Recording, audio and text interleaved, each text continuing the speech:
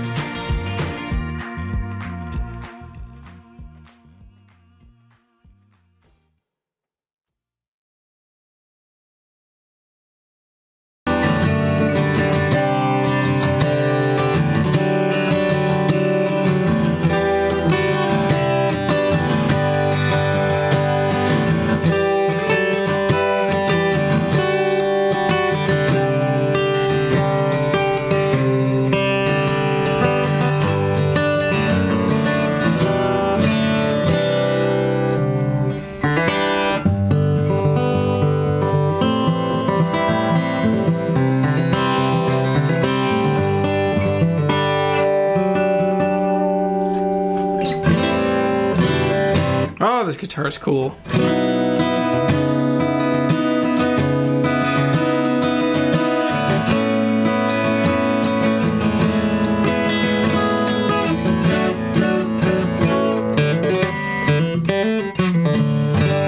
What was that?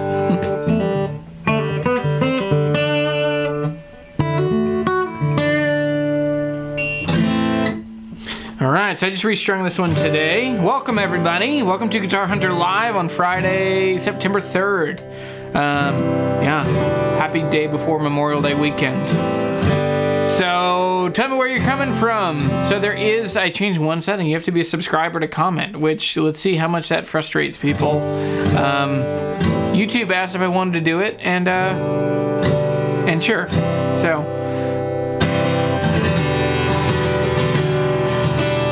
let's see, what can I play? I have played every single thing I know how to play on the internet. I'm in a plateau, boys. Nope, played that a bunch.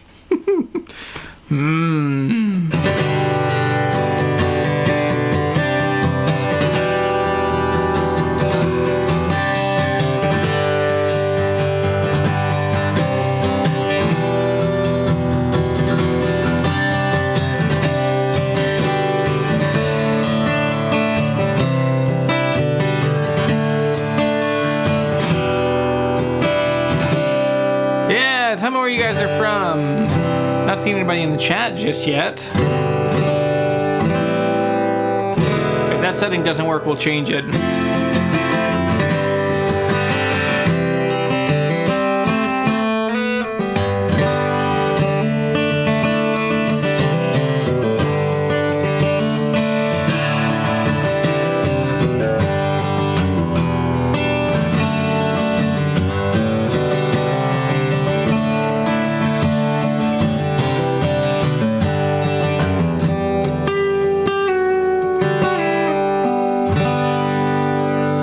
If you're wondering, this is my Paget Model 1. I play this a lot. This is an amazing guitar made by Ben Padgett, Monterey, Virginia. There's another one of these for sale. It's actually on my website and it's on Ben's website. You can own the twin to this guitar. So this one is a Sitka spruce top, mahogany. This is Honduran mahogany back and sides, and a French polish on this. So really thin, really light finish, really cool guitar. Ebony bridge, ebony fingerboard, and a spicy volute on this guitar.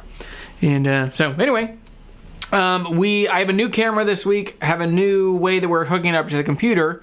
So tell me how it's working, and yeah, tell me if it, I don't know, I'm stressed. I feel low level stress of all of the new things that we've added to this. Dylan is here as well. And did you hear people talking about you? You were the voice from the void last week. Yeah. So the nether. I think that's what they said. Yeah. That's what it was. But yeah, update this week. It has been crazy and stressful for me this week. My basement flooded a lot. Oh, I meant to put a picture. But yeah. Anyway, there's not a picture in there. But my basement took like 4 inches of water, and it just rained for a couple days here. I think it was some part of a hurricane. It wasn't quite Ida. So I also have a lot of family that has been like, they still don't have power. They're not going to have power for another couple weeks in South Louisiana. It's really bad. Not Katrina bad, but it is pretty bad for a lot of South Louisiana. So if you're able to donate money, if you're able to help and support people in South Louisiana, that's a good and kind thing to do. And you can think about me and my family when you're doing that. Looks like watching from Huntington Beach, California. That's awesome. Salutations from Seattle. Hey, DBA Chris. I love Seattle. It's a really cool town. I wish I got to spend more time in Seattle. I used to go, so I was in a sales gig for a long time, and that was one of the places that a lot of trade shows would be. So I would come and hang in Seattle a lot and go see Mariners games.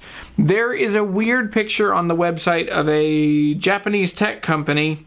Buckle in. This is a weird and good story. Maybe not that weird, but years ago I was pretty established in the industrial hygiene and the health and safety world, and a friend of mine opened a company, and they sold an instrument that they sold particle counters, and they sold Raman spectrometers. That's a real word. And they sold respirator fit testers. And so anyway, I got flown. Basically, this guy was opening this company, and he told me, he's like, I just need help. Like, can you come and hang out with these Japanese investors? They're coming over, and just want you to come and hang out for a couple days and just show them around, take them to some baseball games, and just be at the trade show and just talk about particle physics with them, which I dabble in particle physics. No, I was a good salesperson in that gig, and I was able to like explain clearly how these instruments would make the world a better and more safe place. So anyway, went to this bar with these guys. So it's me and a bunch of Japanese guys. One guy speaks English, and everybody else, this is their first time to the States. And so we go to a bar right across from the Mariners field, whatever that park is. And they bring me this beer that's a giant, like a 32-ounce beer. I drank half of it, and I'm like, I'm already struggling. Alcohol will not help me keep up with conversations in particle physics. And so these guys are talking about the size differentiation and the qualification and all of the techie specs of the high-tech gadgets. So they bring me a beer, and I'm like, oh, thank you so much. Well, it's time to go to the game. And so I leave my beer on the table, and these guys have each had maybe 2 of those. And then we walk into the park, and we get to the park, and these guys are like, all right, let's do another one. And they bring another round of beers, and another set of giant beers show up in front of us. And I'm like, I can't drink. Like, I'm not much of a drinker anyway, but especially trying to keep up and like play host and be in charge and all this stuff. And so anyway, I drink a little bit of the beer, and then I let the server kind of take it at some point. And then a third beer shows up, and I'm like, oh boy. And so the one guy who spoke English that was with me, I was like, hey man, like, what's the deal? And he's like, oh, well, he's like, my boss, it's Japanese custom. He has to spend money on you. He has to feel good about the money he's spending, taking care of you and showing you that he's appreciative. I was like, oh, that's awesome. So, okay, well, I mean, I'm not a huge drinker, and so I don't need, 3 giant beers. And he's like, well, he's like, well, I mean, really, it's just, he just wants to take care of you. So I was like, well, if it's just about spending money, like, could I get like ice cream or something? He's like, yeah, I'll get you some ice cream. So he goes and he tells the guy that I want ice cream instead of beer, which I thought I would be made fun of or whatever. But next thing I know, the biggest like tub of Dippin' Dots shows up in front of me. It's like rainbow Dippin' Dots. And so I'm just eating Dippin' Dots while these guys are just pounding beers.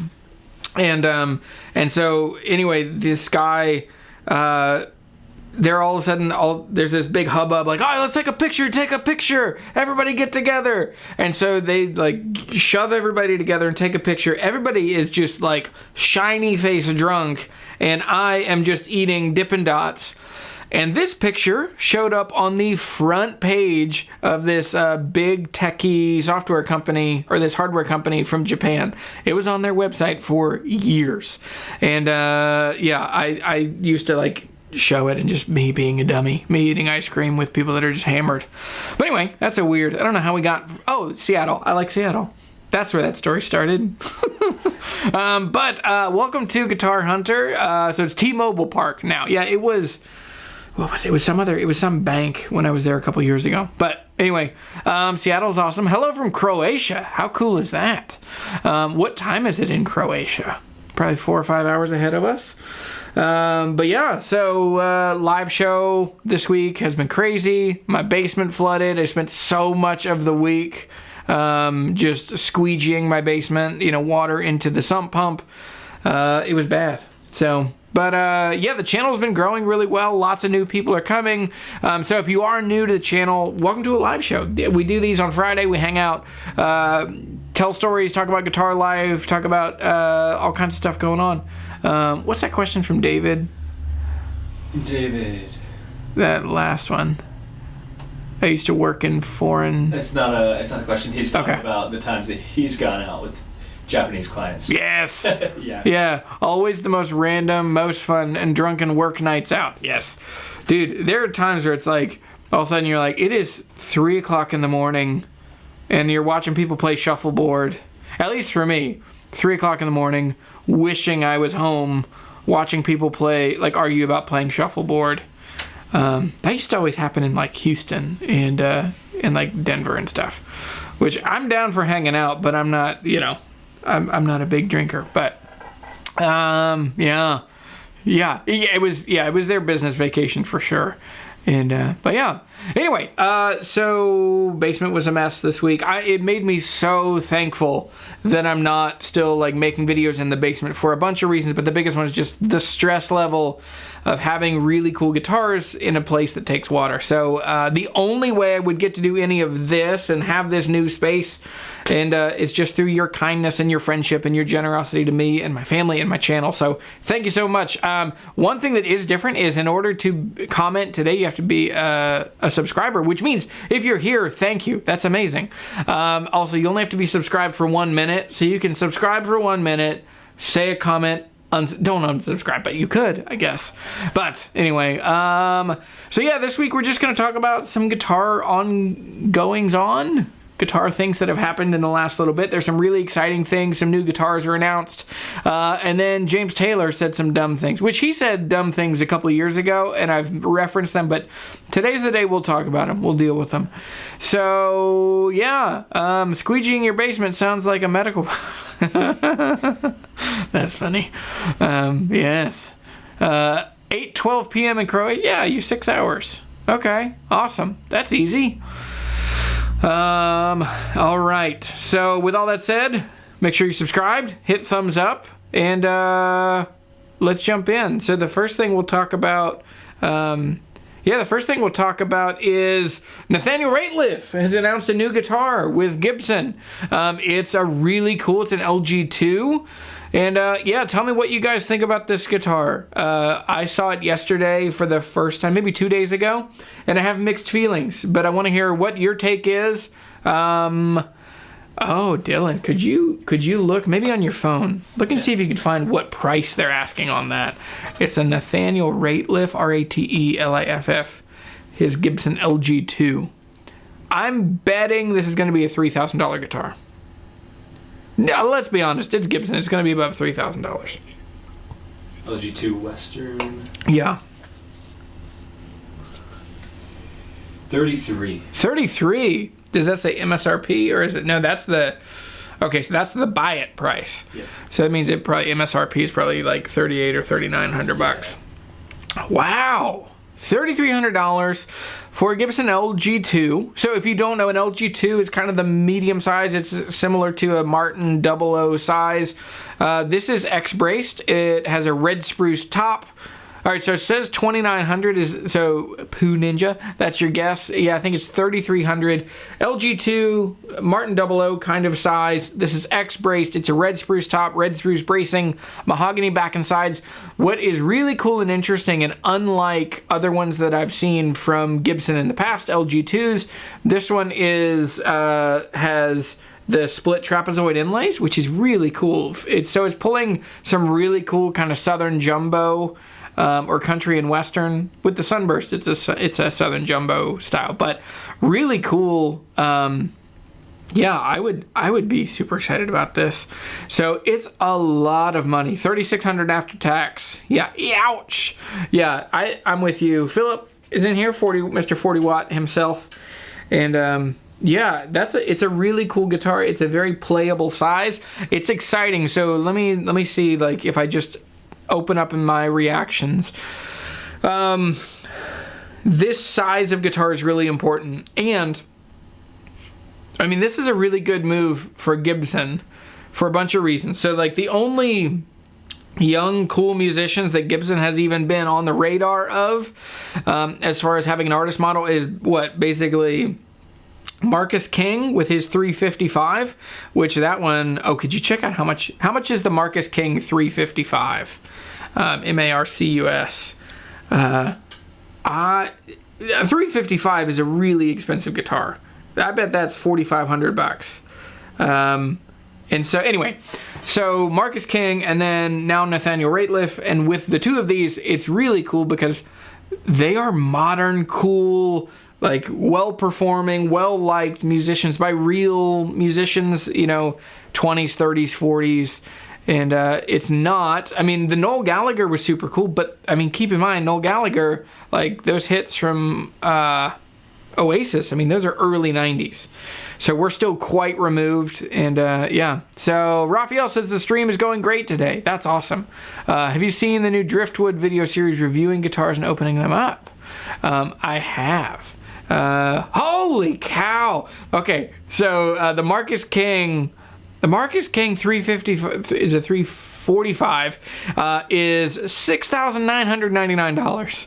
Okay, so anyway, so there are two young, cool musicians that are connected to players that we really like, and so with those, it is kind of amazing that. Yeah, it's amazing that Nathaniel's kind of in there, and I think so. What, $3,300? Like, that's fair. One thing that's always interesting to me is that I don't think Gibson thinks that their own acoustic guitars are that cool. I don't think that they think acoustic guitar is cool or for cool people. So anyway, yeah. So my thoughts on this guitar, it's a small guitar. Now Nathaniel Rateliff is a big guy. I think that the other thing that this is really indicative of and helpful for. So one, this is a good win for Gibson. I think two, this is a good win for Gibson. It's a good win for smaller shaped guitars. And it's about time. It's really cool. Yeah, I think that dreadnoughts are really waning. And I think that it's, yeah, I think that dreadnoughts are waning. More people are choosing smaller bodies. So like when you look at, I mean, my Paget Model 1, this is a modern, like full-blown boutique professional guitar. And Ben, who's building these, it's not on his radar to build dreadnoughts because everyone's done dreadnoughts. They've just been overdone, and you can get so much sound out of a smaller guitar. What's cool with this one, when I hold this guitar, I can feel my voice vibrating in this guitar. And so LG-2s, that's a cool size. It's a really playable size, and I'm excited for people to kind of get more into that style of guitar. Now, the only thing I am a little bummed by this guitar just in general. I'm not this guitar, But I love the WLS Deluxe that Nathaniel has been playing the last couple of years from Waterloo. That's a really cool guitar. It's super affordable. I think, okay, Dylan, while you're here, I'll ask you to look up another guitar. How much is it's the Waterloo WLS Deluxe. I think that guitar is like $3,000. The WLS Deluxe. From Waterloo, it is $3,500. So that's the MSRP. You'd get it, closer to $3,000. It's very similar to my WLS, but this one is the Deluxe, has the more binding. But it is like both the look and the sound is so iconically him. Now I know over the last couple of years you've seen a bunch of videos of Nathaniel playing a lot more guitars. Like he's been playing LG-2s for sure. LG-2s are also X-braced. I talked about that earlier. Compared to the WLS Deluxe, which is ladder braced, and it's a Stella style guitar rather than a Gibson style. It's really interesting. So I have to just be honest, like I'm pretty bummed that he moved away from Waterloo. But at the same time, it also is tricky because, I mean, no guitar company can fulfill all the orders that they're getting right now, but Waterloo is down to just a couple people building, and it's really unfortunate that they're not putting out more guitars, and I think they're going to lose some market share, and they're just going to get less guitar. If you're making less guitars, that means less guitars getting into the hands of players, especially when you have such a desirable kind of guitar. So, anyway, any other questions that are going on here? That's what I was looking at. What was that one about the driftwood? Love the driftwood way of reviewing the two acoustics so far, and I really think opening them up is amazing. Okay, I'll have to see that. Is that the one where they cut it in half? I got a notification that was like, we cut open a PRS. I think they're cutting guitars in half and seeing how they're braced and built and that stuff. It's cool. It's there's some shock value there. I'm sure you get plenty of people to watch, and it is pretty clever. I need to go see those guys. I've been meaning to get in touch with them because they are in they're on the Gulf Coast somewhere. So I think we're pretty close. I think they're in Pensacola. I'm guessing Pensacola, Mobile, somewhere in there. So next time I'm down in Louisiana, I'll go try and see those guys. I love what they're doing. I've watched a couple of their videos, like building the Telecaster for Rhett has been really cool. Yeah. So, yeah, that's an exciting guitar. This what is it? My brain is not working. So yeah, the LG-2 from Gibson. It's a cool guitar. I like the vibe. I like the inlays on the fingerboard. They're really cool. I've owned a couple LG-2s. I had a 53 LG-1. So if you don't know, an LG-1 and LG-2 look almost identical. Actually, they look basically identical. And then just the bracing is different, the X-braced. I think that right now, like the coolest guitars for me, if you're looking at used guitars that I think are worth a ton of money and just worth doing some cool stuff, is if you can find an old LG-0 or an LG-1 and then get somebody to take the back off it, rebrace the top with red spruce bracing, do it in an X-brace, maybe even scalloped on the braces, and then you can really just hot rod those things and they sound amazing.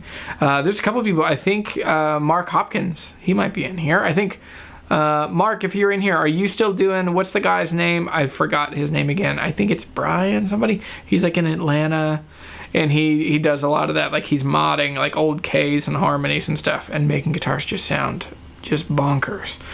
Cutting guitars in half would make great B-roll clips for the obituary tune, Chopped in Half. Okay. I think Epiphone should have inspired LG-0 or LG-00, an L-00 or an LG-2. What does everybody think? They make an L-00, and there was another one. So my friend Max, where does Max live? Germany? Denmark? He's in Europe somewhere. No, he's in Austria.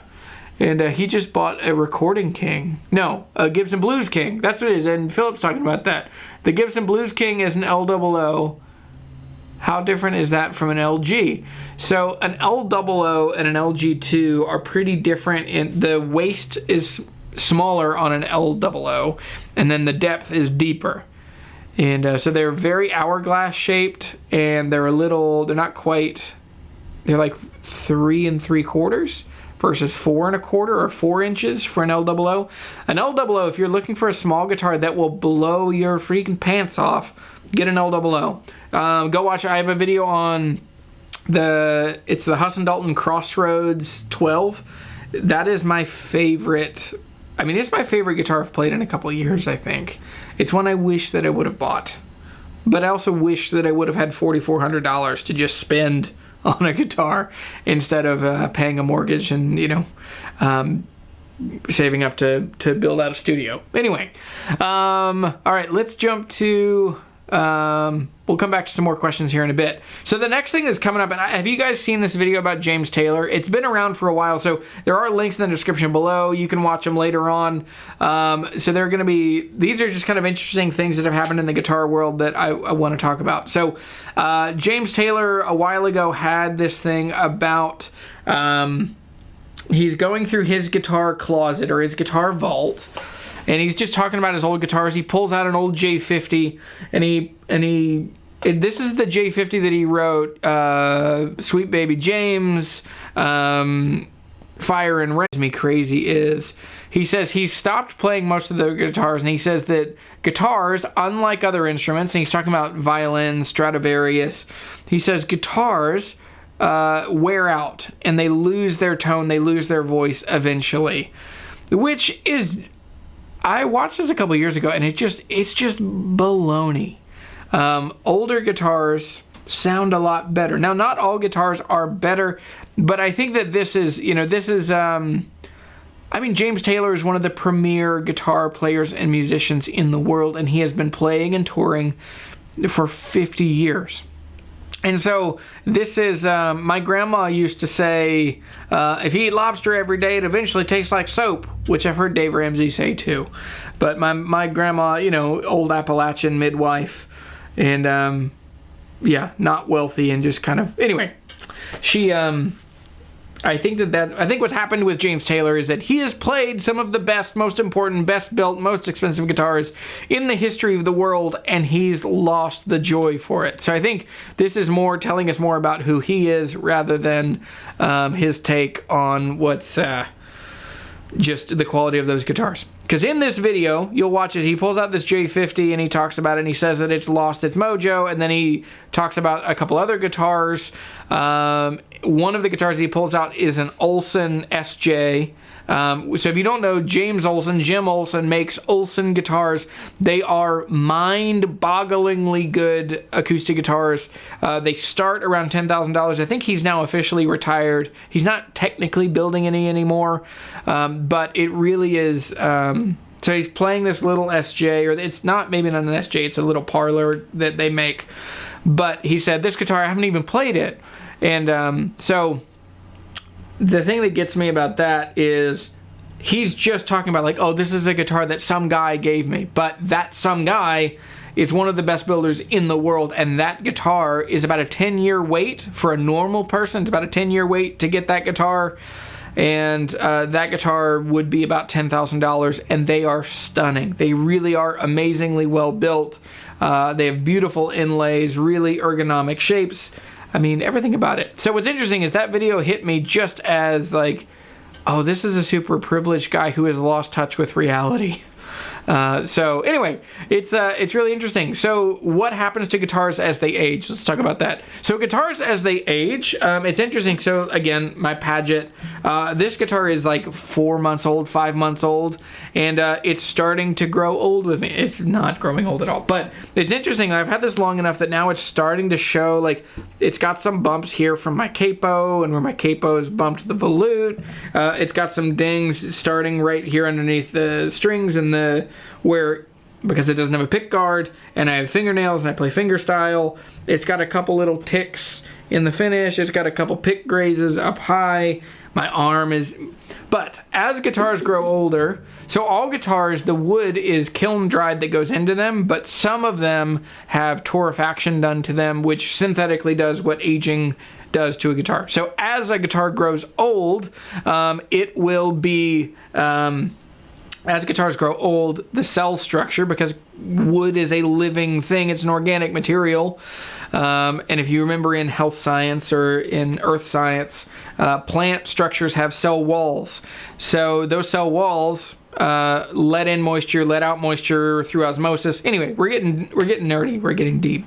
But what happens eventually is the resins in those cell structures get too rigid, and they eventually rupture. And when they rupture, guitar tops, in particular spruce, cedar, and yeah, they start getting a little more golden color. They're not as white. They start to age a little bit, and when they do that, they become a little more resilient to humidity. But they also, this is when people will say a guitar has opened up, is when the guitar has lost its ability to be affected too strongly by humidity, and it just starts to dry out, sound a little more open. It resonates a little more. The highs are a little crispier. The bass is a little more present.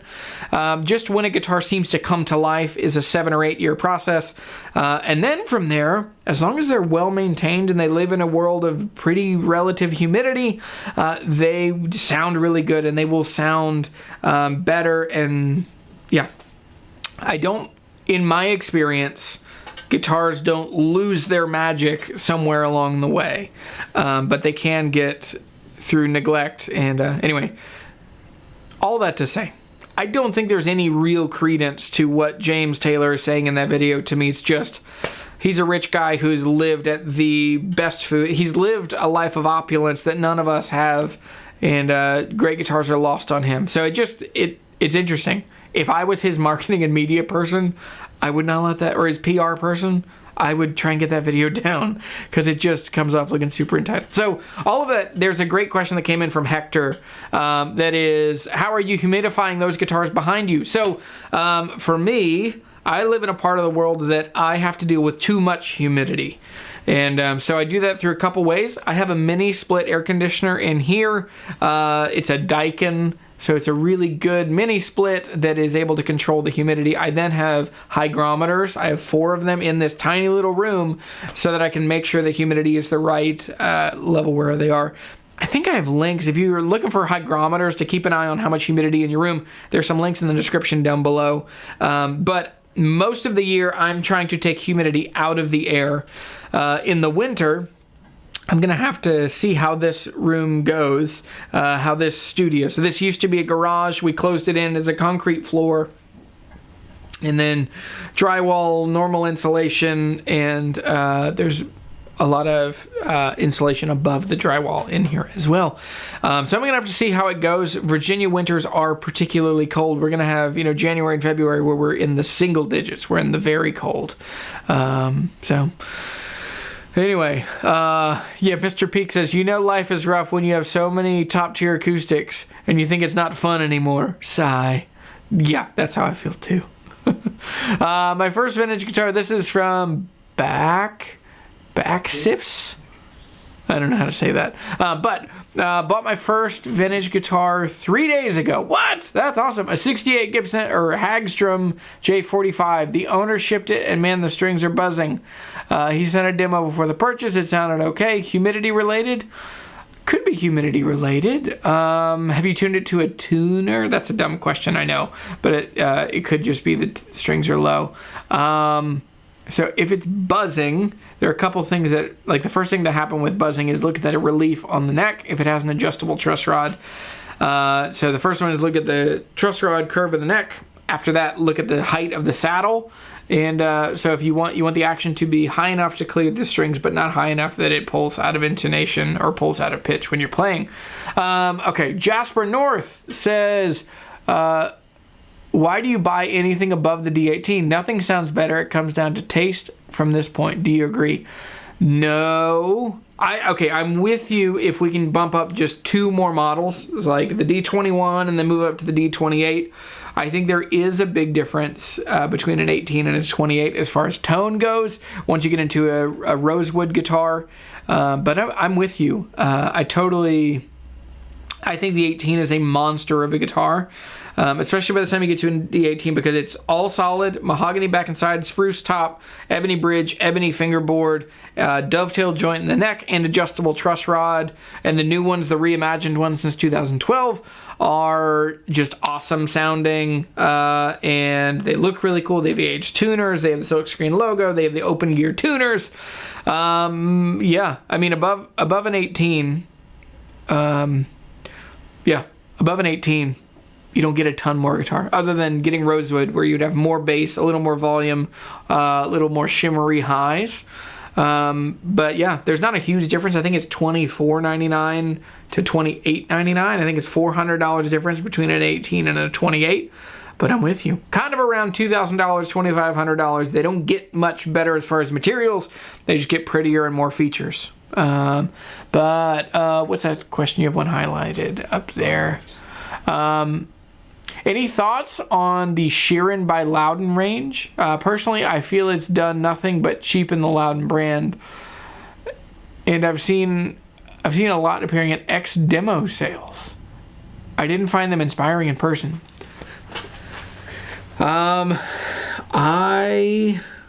It's a really interesting involvement with a pop musician with a really premier brand. They're both from Ireland, and they have a... Wait, hang on. No, they're not from Ireland. Ed Sheeran's from England, right? But so they're both from the UK. Lowden are phenomenal, wonderful guitars. And so it's an interesting move. I also think that they launched unknowingly at a really unfortunate time. So I would bet the reason you're seeing a lot of those show up in like the X demo version showing up for sale is that lots of guitar shops bought them thinking people would come in and play guitars, and then we had a year of people not coming into guitar shops and trying new guitars because of the pandemic and COVID and lockdown and all of the complications of life in that. I played 2 Sheerans at Groon a couple months ago, and they're really cool. I don't think that they're not as good as the regular Lowdens. I mean, it's weird. The thing that gets me is just how clearly it's like, I like your thing, let me sell your thing, and we'll just, instead of it saying your name that built this guitar and built this brand, let's have it be my name. So it's been a little weird, just the optics of it from a marketing perspective. Yeah. All right, what else we got? I don't think there's a small body in the Inspired by Gibson line, and there should be. They make a Hummingbird, J45, and J200, all solid wood. Okay, I think that Gibson is still playing by like what was cool 40 years ago. We'll just do that. And for a long time, there's been this kind of like baked-in level of chauvinism within the guitar world. That says anything smaller than a dreadnought is a woman's guitar, and we don't like women's guitars. So I think that's unfortunate. J185s, in the Inspired by Gibson, I bet they probably had to pick what are our top 3 or 4 that people would buy, and those are going to be dreadnoughts and jumbos, and so they would get those. I would bet in a couple of years, because there's been such a good response to those, I would hope and bet that the new Inspired by Gibson stuff would probably have an LOO. But Gibson just hasn't been that very well known for smaller sized guitars. I mean, no brand has done it great, but I mean, Gibson, it's like an LOO. I mean, that guitar's from the 1930s. So maybe if they do an LG-2, I doubt they would do an LG-1 because they're ladder braced and they don't sound as good. But anyway. Fred Level Midnight says, Virginia gets colder than a witch's tit in the winter. I guess that's true. I don't know if we can demonstratively prove the temperature of a witch's tit, but it does get quite cold. Lots of days in the teens, dark, cold, sun going down at 4:15. And but yeah, so we'll see how it goes in here. I'll probably move a bunch of guitars inside, but I'm sure that this thing will be able to keep up with heat, the mini split. But anyway, okay, let's go to, there's another one. I wanted to tell a crazy story of so you guys have probably kept up with what's going on with True Vintage Guitar with John Schultz. John is a dear friend. We text most days of the week, it would seem. We talk about guitars, and I pick his brain, he picks my brain. So a lot has gone on with True Vintage Guitar. So maybe a month ago, John woke up on a Wednesday morning and he went to, oh, Jasper, thank you. Jasper just £2 and for the, or €2. I'm an idiot. I don't know what that symbol means. How many dollars is that? But he says, thanks for being so positive about the D18. Yeah, dude, sure. So John came in a couple weeks ago, and he went to he went to log into his Instagram and he found that his account was deactivated. Not like the password was changed, with no information to him. His account was just deleted, and with no explanation from them on like what happened or why or anything. So he went through all of the background of like Facebook. Tell me what happened to my account. Why can't I log into my account? Because he even had he told me that he had a hard password and that he had the dual, like the verification. And so he went through all of these forms through Facebook to get access to the account again. And in the meantime, he finally got an email back after a couple days of no information. He got the information back, and it was just a generic Facebook email saying like, you violated the terms of service and we deleted your account. And all of that was in German. There was no explanation in England. He couldn't get on the phone with anybody. There was no... And the thing is, John had 34,000 followers on Facebook, and this was a 10-year-old thing. This is how he grew his business. This is how he sold lots of guitars. He was plugged in, active. I mean, he's just a great guy to be, like, he is a great user of all of the ways in which get cool guitars into the hands of people, and also cultivate this following of people who love pictures, like really great pictures of cool old guitars and stuff. So he found out that his channel was just gone, or his page was just gone overnight. And so he started using his personal page. And all of this is while he had found an uncirculated 1960 Gibson. I think that's in the next picture. You can go through. And so he found a completely uncirculated guitar. And this was just amazing. And all of this just in such a stressful thing is happening while he's trying to land just such an important... it's a $400,000 guitar.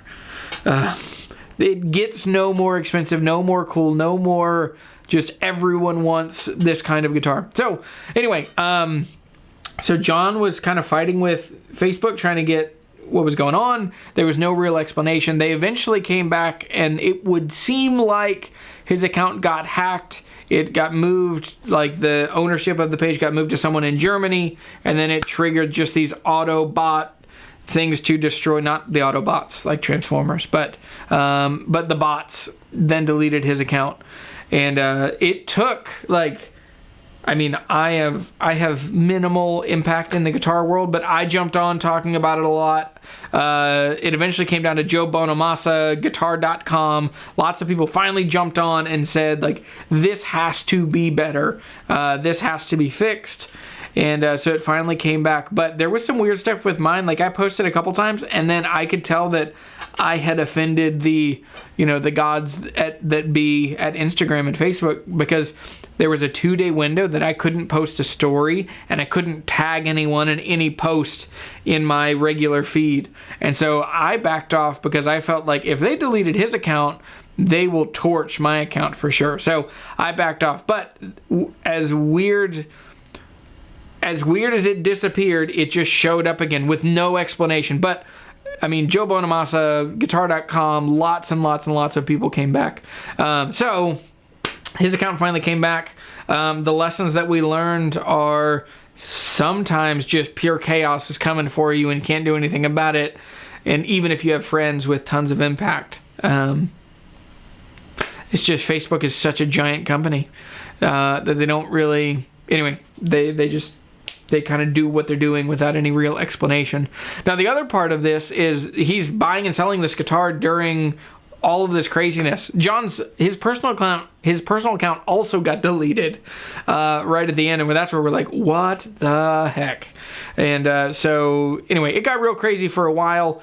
John eventually got everything turned back on. Now, while this is happening, I had somebody reach out to me. One of the things you can now do with me, if you want to hang out with me, get interactions with me, talk to me one-on-one, you can go to my website, and so you can find time in your schedule that works well for you. And so what happened was I set up a video call, or I had a video call with a guy who's looking for some really amazing guitars, looking for pre-war Martins, looking for old Gibsons. I mean, he's kind of, budget is unlimited. He wants a world-class, amazing guitar, and it's really cool. So that's above my normal tier of guitar that I would buy or sell, and a buddy's looking for it, and I have plenty of friends who are connected in that world. So John texted me and said, hey, all this craziness is going on with Facebook and Instagram, but I think I have a lead on a 1960.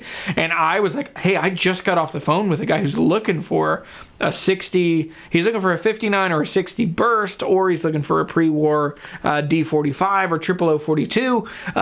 And so John was like, hey, like, send him my info. So I sent these guys their info, and then that day a wire transfer happened, a deal was struck, and so my guy bought this guitar for, I think he paid $400.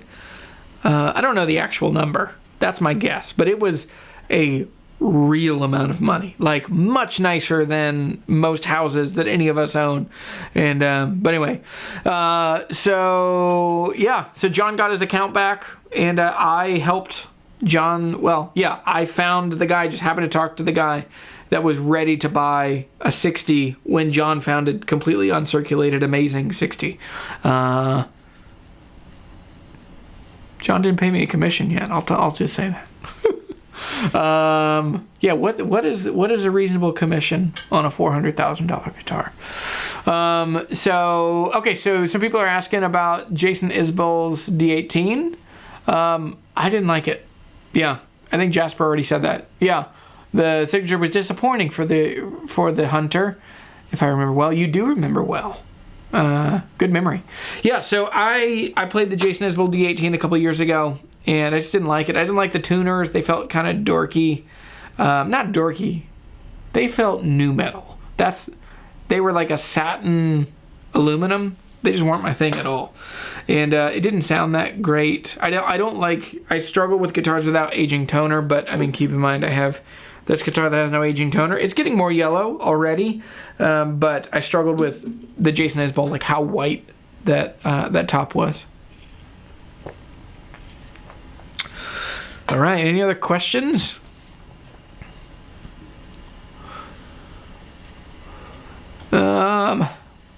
Yeah, 10 to 20%. That's kind of what I was thinking. No, I think that it was just a tight margin. I think, yeah.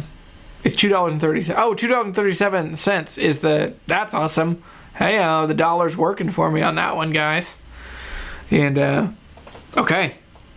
So, there's another article that came out that I thought was really interesting, which was this one. And so this is Fender. So Christianity Today. So a friend of mine who works for a ministry around here, he was like, hey, this is really interesting.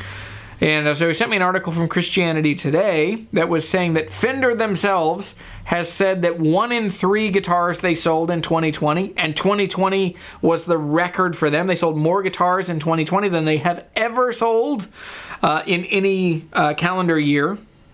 1 in 3 guitars was sold to someone that is playing in the church, which is really interesting to me. And it makes me wonder, like, how many of you guys are playing in the church? Is that a normal thing that you do? I haven't gotten that perspective. I mean, it's a shocking number to me. So I know, like, I am a guitar player who occasionally plays in church. I don't view myself as a, like, gigging church musician. But the other thing is, I think there's another title after this this is where they say 1 in 3. Isn't that what that says? Yeah, one out of 3 new guitars were purchased by people who play in praise and worship bands. Okay, so they're saying, like, people are playing in praise and worship. Now, that also means people could just be making, like, Christian music that they write and record and put out. But that really is interesting to me. So Joshua Henderson says, hey, Josh, are you the Joshua Henderson that we went to high school together? I haven't actually looked at your picture, but I've wondered that a couple times. Probably not. But there's a chance. But yeah, Sorry. Jeremy thinks new metal is for dorks. Confirmed. Oops. Oh boy. No, I don't think new. Anyway, follow Finn McKenty. Have you seen the Punk Rock MBA? It's like one of my favorite YouTube channels. But okay, sorry. Getting distracted looking at the chat. 1 in 3 guitar players say that they're buying, or 1 in 3 guitars are going to play in the church. That's really interesting. I think that's kind of surprising. So I'm not in the big church world. I'm not in the mega church scene. I'm pretty opposed to that philosophically, to just like these giant churches. And even then, like, I'm in the Anglican world, and so most of the music, I mean, basically all the music that is in like the kind of church that I'm into is, think like Mumford and Sons, think bluegrassy, you know, Martins, Gibsons, mandolins, upright basses, that kind of thing, piano. And so that's kind of the normal kind of thing. But so Mr. Peak says, I used to play in our church's band when I was the office manager there. We only had 1,200 to 1,400 people per week, which isn't a ton.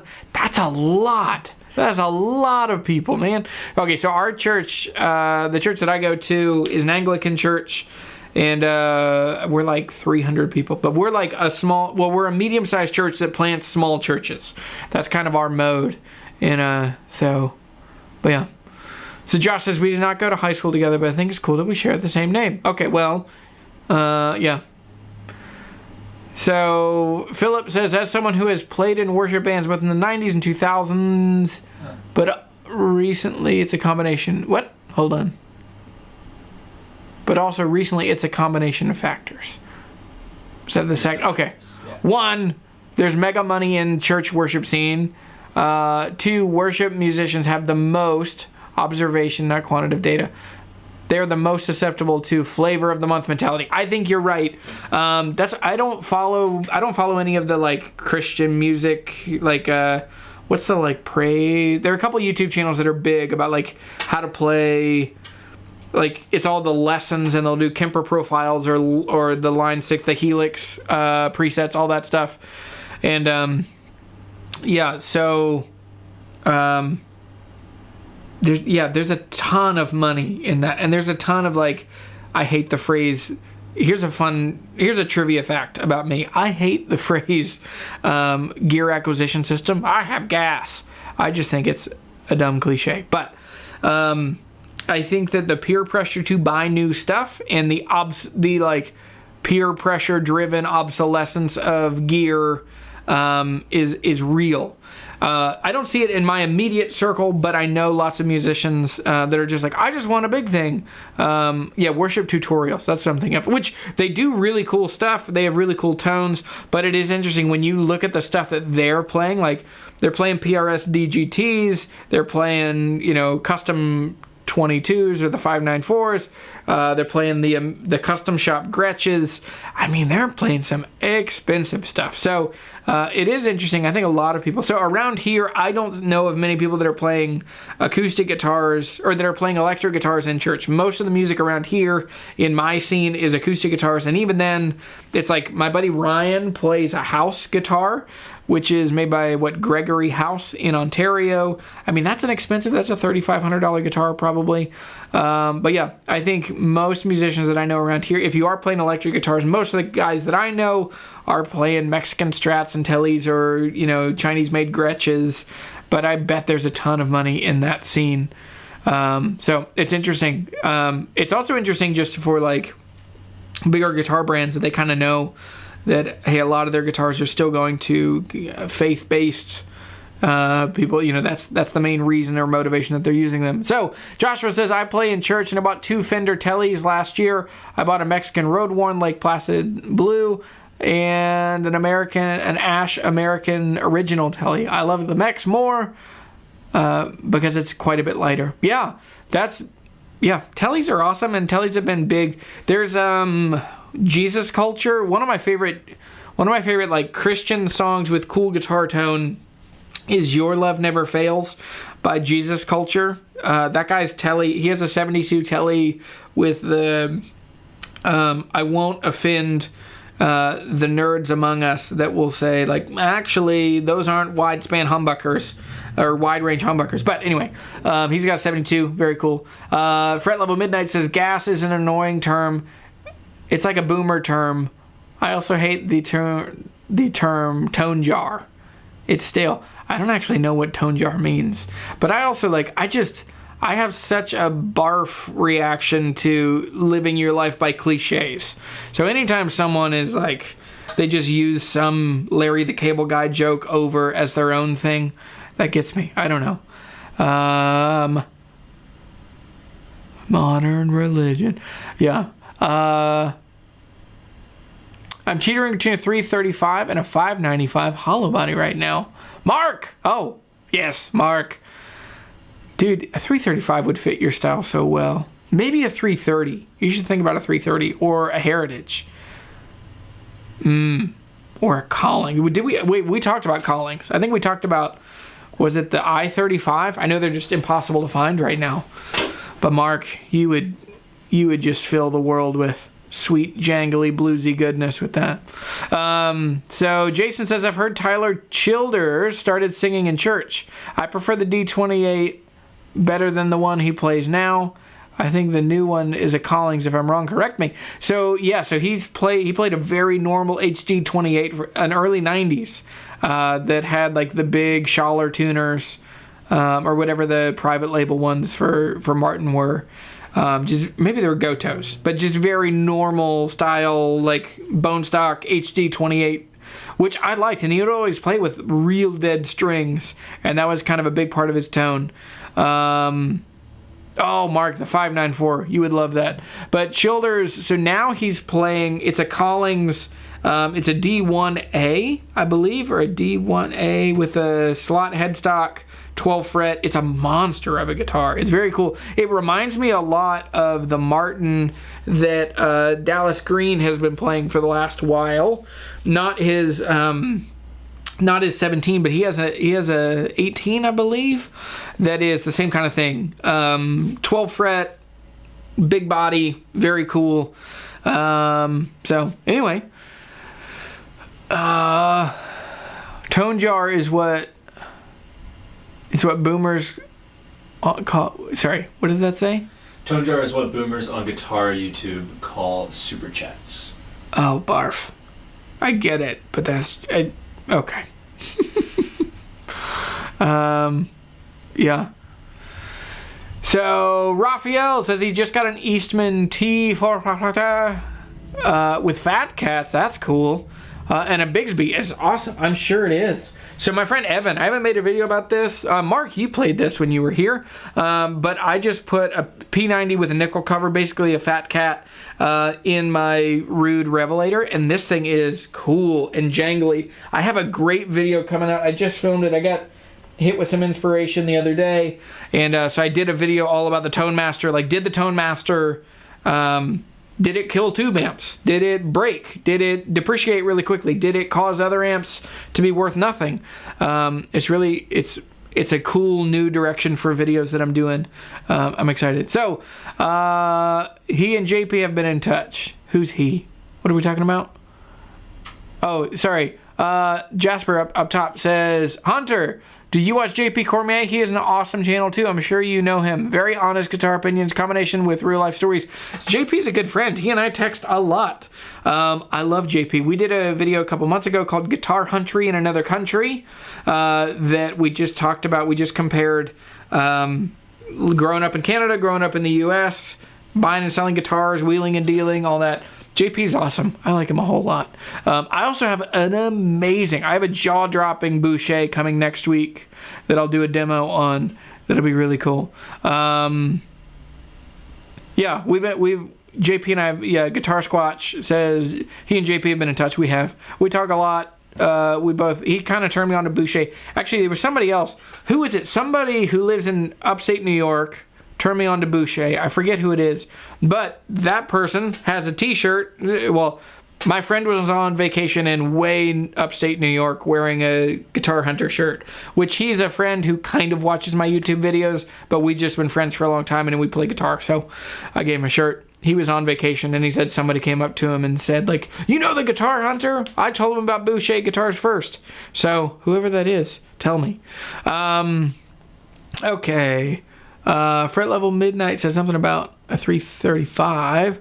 There are a few guitars I want more than Josh Scott's Collings ES335. Dude, it's awesome. They're just hard to find. They're really cool. Actually, Artisan had a couple when I was there. Yeah, Philip says, never heard Tone Jar, but yeah, Barf is right. Yeah. I feel weird asking for super chats. Like, I'm always really thankful for super chats, and I think it's a cool way. It will get my attention, and it will, like, because it's easier to see, because it's overwhelming to kind of watch the chat. But anyway, Josh says, does aging toner look when it ages? Does it look good when it ages? I have a 2019 D18. I wonder what it might look in 20 years. So there are plenty of... So look at the old Eric Claptons. I think that'd be a good part of trivia to figure out what was the first guitar that Martin did with aging toner. Some of those old ones, I mean, some of them get really yellow. It all depends on UV exposure. But I think they look cool. I wouldn't worry too much about them. It'll probably get darker, but I don't think it'll get crazy. Mark says that Rude guitar is the truth. It's true. I'm excited. So Evan is working on a couple. I think he's got 4 tellies coming with all of his custom pickups and all that stuff. But anyway, have I ever tried a Henderson guitar? I would love to. I have. I know Wayne Henderson. Not great, but he'd probably recognize me. We worked together on a couple projects a long time ago when I used to work at a guitar shop. Because the guy that I worked for had some amazing guitars that he would that Wayne would come up and like get specs and make templates and guides, and he would copy on. So okay. Oh wow, thanks for the super chats. Thanks for that. The tone jar. I don't know how to use that phrase. I won't. I refuse. Sonia, thank you, Sonia. You've been a great friend and great supporter. Sonia buys a lot of coffee, which is great. There are a couple bags of coffee left. I'm going on vacation. We're doing a quick thing this weekend, and then I'll be here for a couple days, and then I'll be off the week after next. But anyway, Sonia, that is so kind. Fret Level Midnight, getting a Glary to hone my soldering, nutwork, and modding skills. Good Lord. Yeah, that's a great one. You're going to need all of those skills. I still have that orange one that I love the look of, but it's just, man, yeah, you're going to need it. I mean, it'll be fun. And soldering is fun and pretty easy. And it's, go slow. Don't add a ton of solder. When in doubt, use the solder you already have. And yeah, let me know if you have any questions or if you need any help. And yeah. Okay, so what else? I'm working on getting you a Furch send. That would be amazing. I would love it. So they emailed me, and then it was like, email this other person, and I just lost steam on it. So I would love to check out Furch. I've heard so much about them. What do I think of Corey guitars? I don't know. I'll look. Can you write that down, Dylan, for me to check out Corey guitars? Court. Got it. Okay. I know what Court are. I didn't know Corey. So Court guitars, you only see the really, really cheap ones here in the U.S. I have not seen, but Court, there are other guitars there are Court guitars, but, so I think most of Orangewood are made by Court. I think, there's another one. I think there are some electric guitars that are also made by Court.